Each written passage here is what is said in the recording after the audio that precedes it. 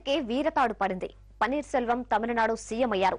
అమ్మ అడుగుజాడల్లో ఆమె కనుసన్నల్లో రెండోసారి ఆ సీట్లో కూర్చున్నారు. అన్నాడీఎంకేలో సీనియర్లు సమర్థులు చాలా మంది ఉన్నారు. కానీ ఆపద వచ్చిన ప్రతిసారి జయలలిత సెల్వంనే ఎందుకు ఎంచుకుంటున్నారు? తాను సీఎం పదవి నుంచి తప్పుకుంటూ ఆయన్ని మాత్రమే ఎందుకు ఆ సీట్లో కూర్చోబెడుతున్నారు? అసలు పన్నీర్ సెల్వం స్పెషాలిటీ ఏమిటి? అదనపు అర్హతలేమిటి?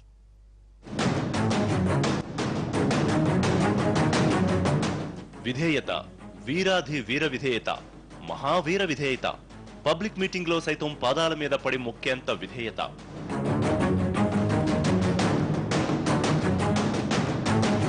జయలలిత కారుకి కూర్చుంటే ఆ కారు టైరు కిందున్న భూమిని తాకి కళ్లకద్దుకునేంత భక్తి పారవస్యం.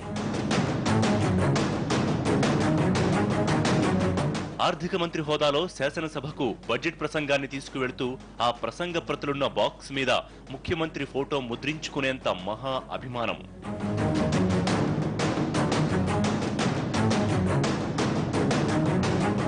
పన్నీర్ సెల్వంకు తన పార్టీ అధ్యక్షురాలు జయలలిత మీదున్న అభిమానాన్ని చెప్పేందుకు ఇవన్నీ కొన్ని ఉదాహరణలు మాత్రమే.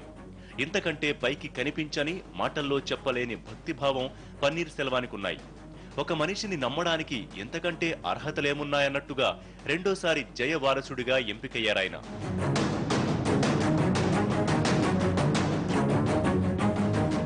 (2001) టాన్సీ భూకుంభకోణం కేసులో ఆరోపణలతో జయలలిత సీఎంగా తప్పుకోవాల్సొచ్చినప్పుడు మొదటిసారి పన్నీర్ సెల్వం ముఖ్యమంత్రి అయ్యారు. ఈ కేసులో మద్రాస్ హైకోర్టు జయకు క్లీన్ చిట్ ఇచ్చేదాకా ఆయనే సీఎంగా కొనసాగారు. ఆ టైంలో భరతుణ్ణి తలపించాడని అంటారు. భరతుడు రామపాదుకల్ని సింహాసనం మీద పెట్టి పాలన సాగిస్తే పన్నీర్ సెల్వం అమ్మ చైర్ని అలాగే ఉంచి ఆ పక్కనే మరో కుర్చీ వేసుకుని రాష్ట్రాన్ని ఏలాట.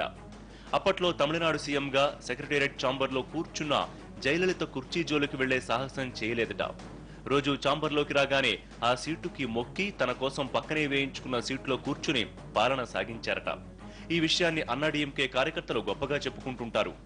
జయలలిత ముందు తనను మాజీ సీఎం అని పిలిచినా ఒప్పుకునేవారు కాదట పన్నీర్. అంతటి వీర విధేయుడు గనుకనే ఏరికోరి మరోసారి ఆయన్ని సీఎంని చేశారు. ఈ కేసులో బెయిల్ మీద బయటకొచ్చినా ఇప్పటికిప్పుడు అధికారం చేపట్టే అవకాశం లేదు గనుక పాలన తన కనుసన్నల్లోనే సాగేలా జయ జాగ్రత్తలు తీసుకున్నట్టు అంచనా వేస్తున్నాయి రాజకీయ వర్గాలు.